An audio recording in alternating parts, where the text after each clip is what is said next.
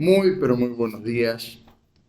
Estamos transmitiendo Tiempo de Bendecir, programa que es auspiciado por la Iglesia Portadores de Esperanza, iglesia ubicada aquí en calle España 914 de la ciudad de Godoy Cruz, en la provincia de Mendoza, República Argentina. Iglesia que pastorean pastores Pablo Muñoz y Pamela Sevilla. Estamos con un tema, la guerra espiritual. Vinimos viendo cómo vencer. Ahora vamos a ver en este tema de guerra espiritual cómo nuestra fe es puesta a prueba. ¿Para quién es la prueba? Cuando un alumno está estudiando, la prueba es para que el alumno pueda descubrir a dónde está su nivel de conocimiento. Le sirve al profesor también para evaluar su trabajo, pero fundamentalmente al que le sirve es al estudiante, al que tiene que descubrir hasta dónde está desarrollado su conocimiento. Dice así el escrito que tenemos para el día de hoy. En cambio, los hijos de Israel fueron en medio del mar en seco, y las aguas eran como un muro a su derecha y a su izquierda. El soplo de tu aliento se amontonaron las aguas, se juntaron las corrientes como en un montón, los abismos se cuajaron en medio del mar. Éxodo 14, 29, 15, 8. El mar se abrió, el pueblo cruzó sin peligro, algunos fueron defendidos milagrosamente. Se produjo en Israel el más grande regocijo por lo que el Señor había hecho. El pueblo danzó y clamó, exclamando: el Señor es nuestra fortaleza, el Señor es un guerrero. Sin embargo, vemos a estos israelitas 3 días más tarde, refunfuñando contra el Señor que los había libertado. Cuando en el desierto no encontraron agua, murmuraron: ¿qué vamos a beber? Un mero 72 horas después del gran milagro, estuvieron cuestionando la misma presencia de Dios entre ellos. Y así una y otra vez encontramos al pueblo murmurando y cuestionando al Señor. La Biblia deja en claro que todas estas pruebas fueron arregladas por Dios. Él fue quien permitió a los israelitas tener hambre y sed y los introdujo en una horrenda prueba para un propósito específico, para prepararlos para que confiaran en su palabra. ¿Por qué? Él estaba a punto de conducirlos a una tierra donde necesitarían absoluta confianza en sus promesas. La Biblia deja en claro que todas estas pruebas fueron arregladas por Dios. Él fue quien permitió a los israelitas tener hambre y sed. Él los introdujo en una horrenda prueba para un propósito específico, para prepararlos para que confiaran en su palabra. ¿Por qué? Él estaba a punto de conducirlos a una tierra donde necesitarían absolutamente confianza en sus promesas. La fe puesta a prueba. Vamos a tener varios mensajes referentes a este tema, de la fe puesta a prueba. Cuando nosotros vemos al pueblo de Israel en este episodio, que está narrado ahí en Génesis 14 y 15, uno descubre varias cositas que son interesantes. Habían salido con mano fuerte de parte de Dios desde Egipto. Egipto, atacada por las 10 plagas, fueron minando la dureza del corazón del faraón, con la última plaga, la muerte de los primogénitos. Él ordena la salida del pueblo de Israel, los echa de Egipto, no los quiere más ahí. Pero después se vuelve a endurecer su corazón y comienza a perseguirlos para aniquilarlos directamente. Dios los defiende al pueblo de Israel milagrosamente. Durante el día tenían un torbellino delante que los guiaba en el camino, y durante la noche una columna de fuego que los iluminaba, y no solo eso, sino que los defendió esa columna de fuego.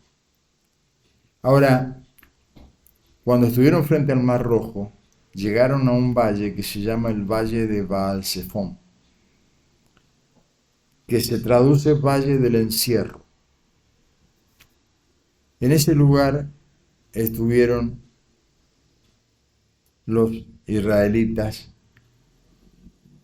por un lado perseguidos por el faraón y por otro lado el Mar Rojo adelante. Y Dios diciéndole a Moisés que él iba a pelear por ellos. Y Moisés clamando a Dios, y Dios diciéndole: ¿por qué clamas a mí? Dile al pueblo que marche. ¿Cómo que marches? Tiene el mar adelante. Bueno, Dios lo había provisto de su cayado, y cuando Moisés extiende el cayado, el mar se abre. El pueblo cruza en seco, y cuando el ejército del faraón quiere entrar y perseguirlos, en lo mejor que estaban persiguiéndolos, las aguas se volvieron a cerrar. Y bueno, y se cumplió lo que el Señor le dijo: nunca más iban a ver al faraón. Y fue así realmente. Eso sería a grandes rasgos el episodio. 3 días después de eso, comienzan las murmuraciones, porque les empezó a faltar lo material: el agua, la comida. Entonces empezaron las murmuraciones y le empezaron a complicar la vida a Moisés realmente. Un episodio muy largo de contar ahora, pero en definitiva, el pueblo deambuló 40 años en el desierto hasta que murió toda una generación para poder entrar a la tierra prometida. La fe puesta a prueba de tantas maneras habidas y por haber. Ahora, usted me dirá: qué dureza de parte de Dios. ¿Y la puesta a prueba de la fe de Jesús? No la podemos entender. Jesús fue puesto a prueba también.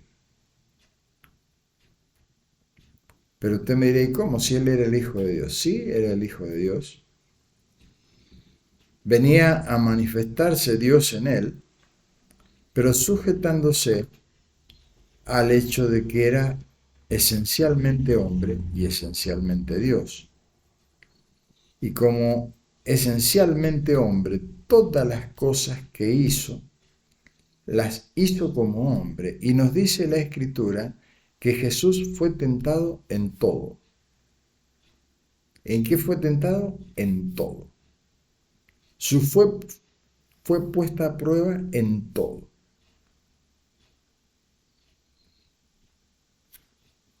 Dios manifestándose en el Jordán, cuando Jesús es bautizado, abriéndose los cielos, expresa una palabra: este es mi Hijo amado en quien me complazco.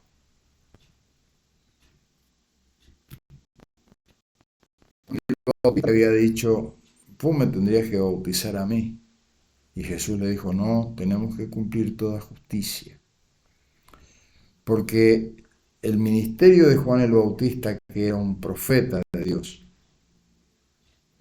fue el último profeta del Antiguo Testamento y el primero del Nuevo. Nacido en familia de sacerdotes. Él fue quien puso las manos sobre el Cordero de Dios, trabajo que tendría que haber sido del sumo sacerdote. Sin embargo, no fue así. El sumo sacerdote del Padre en ese momento era Juan el Bautista. Por eso es que Jesús dice que de los nacidos de mujer no hay nadie más grande en el reino de Dios que Juan el Bautista, de los hombres. Tremendo. Ahora, ¿la palabra cuál era? Este es mi Hijo amado en quien tengo complacencia. Eso es lo que escuchó Jesús. Y fue llevado al desierto a ser tentado. Ahí empezó a ser probada su fe. Le propone Satanás que transforme la piedra en pan, que se sube al pináculo del templo, los ángeles lo van a defender, que si postrado lo adorare, le entregaría todo lo que él venía a buscar, los reinos de la tierra, que Adán se los había entregado. Pero esa no fue la tentación clave. La verdadera tentación estaba en lo que él dijo primero antes de cada uno de esos hechos. Si eres el Hijo de Dios, decile a la piedra. Si eres el Hijo de Dios, los ángeles te sostendrán. Si eres el Hijo de Dios, yo te entrego. ¿Cuál era la tentación? Primaria. Que él se negase a sí mismo de lo que él era, de lo que el Padre le había dicho que era, que dudara de la palabra que el Padre le había dicho, que era su Hijo amado. Y así lo persiguió durante todo su ministerio público, exponiéndolo, tentándolo a que actuara mal como hijo de Dios. Cuando está frente a la adúltera, Jesús es tentado, muy fuertemente tentado, a que no cumpliera la ley. Y sabiamente Jesús en esa tentación no dice que no hay que cumplir la ley. Le dice, bueno, hay que cumplir la ley, hay que apedrearla. Sus leyes mal interpretadas dicen eso. Eso estaba diciendo Jesús. Bueno, yo les digo algo más alto. El que esté libre de pecado, tire la primera piedra. No le dice que no la apedreen. Le dice algo más alto. Cuando él es tentado en el Getsemaní, ¿a qué es tentado? A no ir a la cruz. La tentación fuerte de Jesús y su guerra espiritual fuerte fue pedirle al Padre si había otra manera de hacerlo. Y ahí se encuentra con un rotundo no de parte de Dios. Dios le dijo a Jesús que no.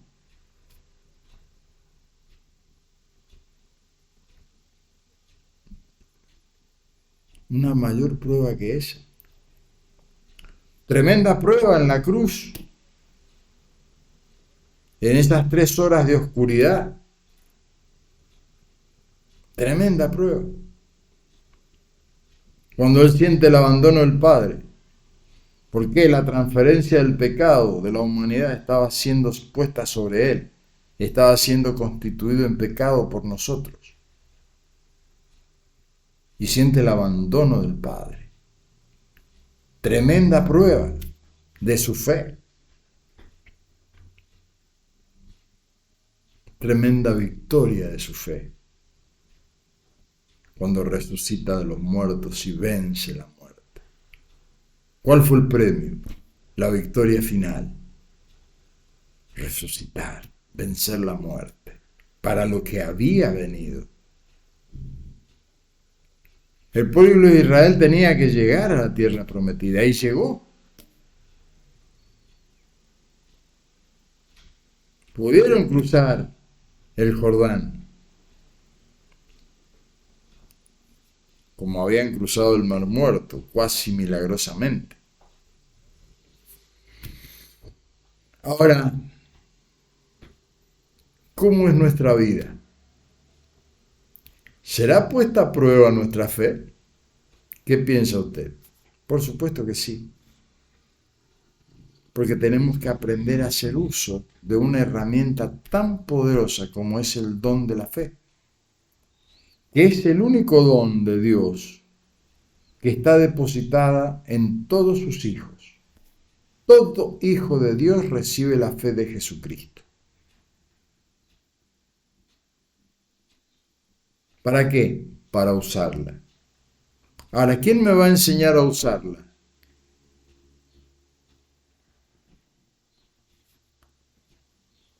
Acá tenemos el gran dilema. Fíjese que en los movimientos cristianos a través de la historia, siempre han habido grandes teólogos, grandes estudiosos de la palabra, que en su gran mayoría han negado el efecto de la vida del Espíritu, generando tremendas divisiones y problemas y dificultades y enfrentamientos. Y están aquellos otros que han creído y han hecho uso y un buen uso de la fe que Dios les ha dado. Sucedió antes, sucedió en la historia, sucede hoy.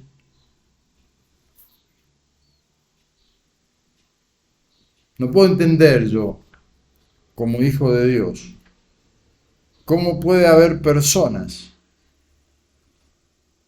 que dicen ser líderes de movimientos, teólogos,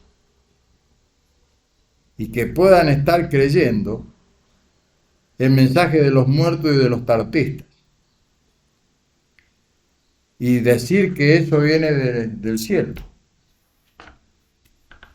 No lo puedo entender. ¿Qué quiere que le diga?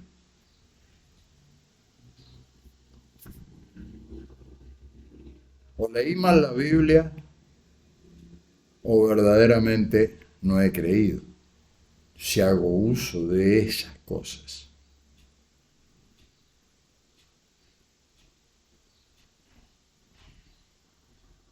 Porque Dios lo aborrece, eso lo dice en su palabra. Ahora, nuestra fe es puesta a prueba, como es puesta a prueba la fe de todo ser humano. Si Jesús fue puesto a prueba, ¿por qué no voy a ser puesto a prueba yo? ¿O usted? Y no hay que enojarse con el mensajero, porque fíjese lo que le pasaba al pueblo de Israel, se enojaba con el mensajero, cuando el que estaba guiando al pueblo era Dios. Se enojan con el mensajero cuando lo confrontan con la verdad del uso o el mal uso que estamos haciendo de la fe.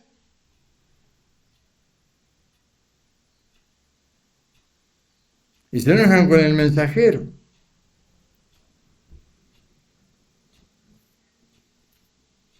Cuando el que gobierna el universo no es el mensajero. El mensajero transmite un mensaje. Por eso es que se mataron tantos profetas. Cosa que le recrimina Jesús al pueblo de Israel. Jerusalén, Jerusalén, ¿no? Llora sobre Jerusalén, que matas y apedreas a tus profetas, a los que te traen una palabra de dirección. Le pasó a Moisés, le pasó a Isaías, le pasó a Elías, le pasó a Eliseo, y podemos nombrar tantos otros.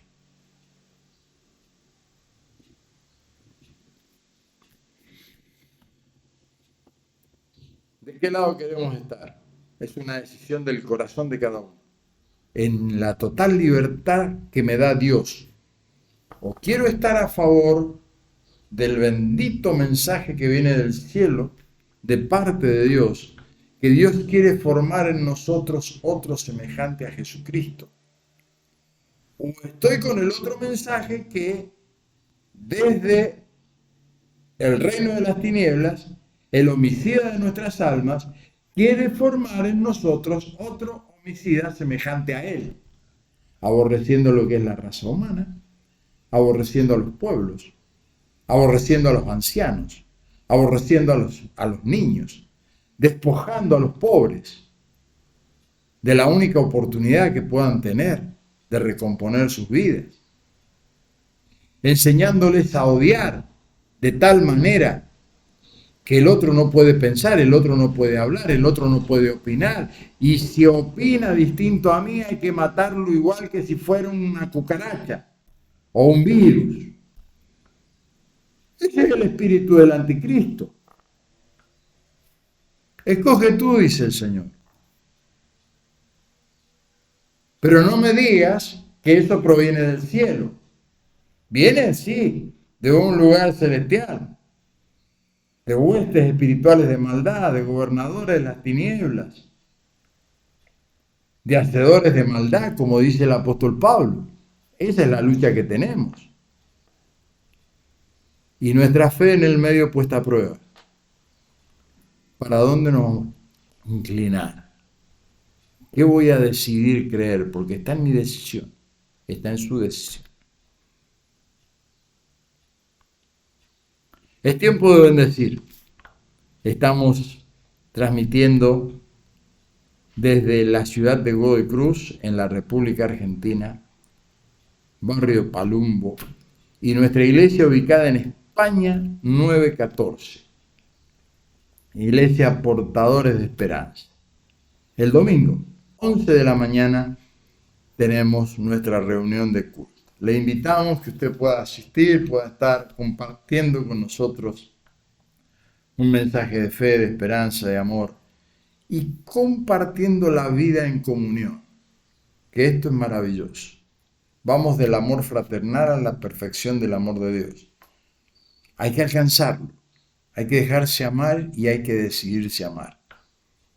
Es tiempo de bendecir. Nos estamos viendo Dios mediante el día de mañana y seguimos con la fe puesta a prueba.